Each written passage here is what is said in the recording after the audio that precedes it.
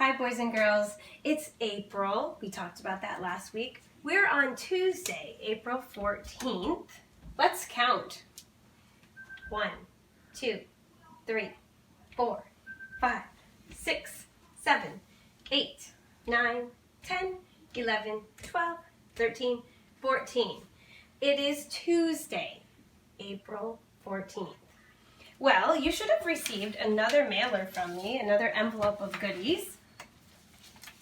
You would have had a yellow or blue letter. Yellow or blue because there's the colors that I had left of that paper. I just want to use it up. You would get an indoor scavenger hunt. Lots of cool things you can find inside on a rainy day. This is my home picture that you can draw your house. I know some of you already drew your house. That's okay. But if you do this one, you can also send pictures to me. My community map, which we're going to talk about what a map is and all that. And then a few smaller sheets, I put them all on one, from our teaching strategies curriculum of some ideas of what you can do at home. So that was your packet this time. I also put up some links that you can go to find things to do. Mom and Dad could find things for you to do. I'm going to be putting up some more artwork. There hasn't been a lot of artwork out there yet. And I did put a link up for Michael Albert's. He does a thing called pop art where you save up, product boxes, which you're home and you're using products fast, I'm sure. I mean, I have 3 kids and a husband and we're using stuff faster than normal because we're home all the time.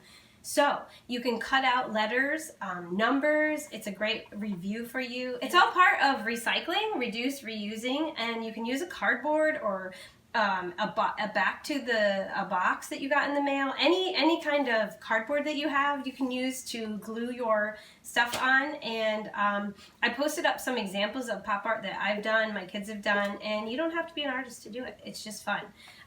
You get creative with it. So those are just a few things you can do, and I will be doing an art activity, maybe a science activity coming up for a video. So beforehand, I'll let you know what hopefully things you have around the house you can use for our activities. I'll let you know ahead so you can gather that stuff, and then maybe you can even do it along with me. So our story for today, we're talking about houses, our home, which is why I sent you some of that stuff. This one is called House, Sweet House by Judith Bauer Stamper. This is a long one. We're not going to read it all this time. We're going to come back to it. Families live in all kinds of houses. There are big houses, little houses, plain houses, and houses all in colors of the rainbow. No matter what it looks like, a family's house is its home. And it's especially important right now during the COVID-19 to appreciate our homes, right? Because that's where we're stuck right now. I don't like to look at it as stuck though, guys. I love being home. I miss you, but I love being home. Some houses are built for just one family. Other buildings contain homes for many. So maybe you live in an apartment building, or maybe you live in a home. In the city, many families live in one tall apartment building. In a small town, families often live in separate houses with neighbors close by. In the country, a family living in a farmhouse might be the only family for miles around. You might not have any neighbors close by. Houses come in different shapes. Some are square, some are round, and some shapes are a surprise. Now, I showed you in my house video, if you watched it, that the pitch of my roof is really steep. This is similar to my house and my roof. An A-frame house has a long sloped roof that goes all the way to the ground. A-frames are often built in snowy areas because snow slides right off. In one part of China, people live in tulus. A tulu is an O-shaped building with apartments circling the center. Some houses on the edge of the desert are shaped like beehives with people living inside. Do you ever talk about the desert? The desert is super hot. It's a hot, sandy area. People sometimes build houses out of whatever they can find close at hand. In rocky places, people gather up stones, stack them on top of each other, and make sturdy houses that last a long time. In dry places, people mix together mud and straw, shape it into walls, and build houses from the earth.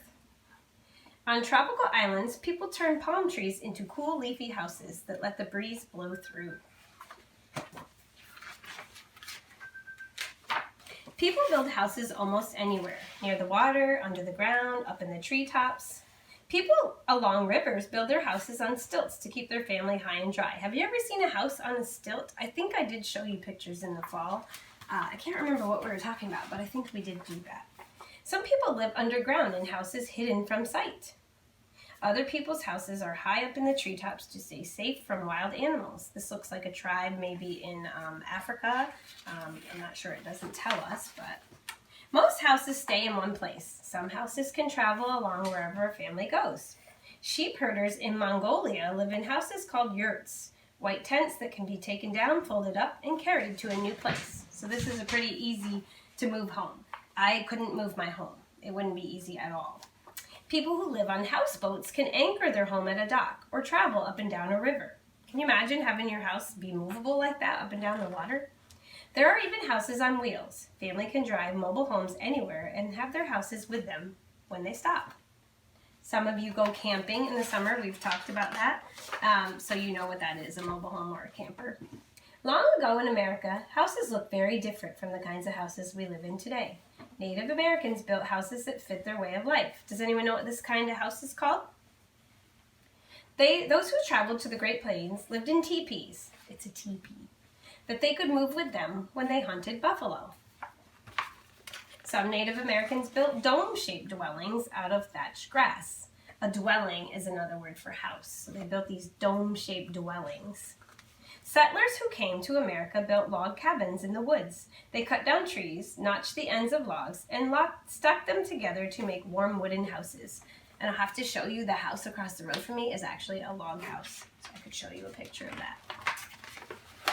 And just like we do in class, I'm going to stop there. I'm going to put my sticky note in, so next time we know to start on this page. Thanks, friends.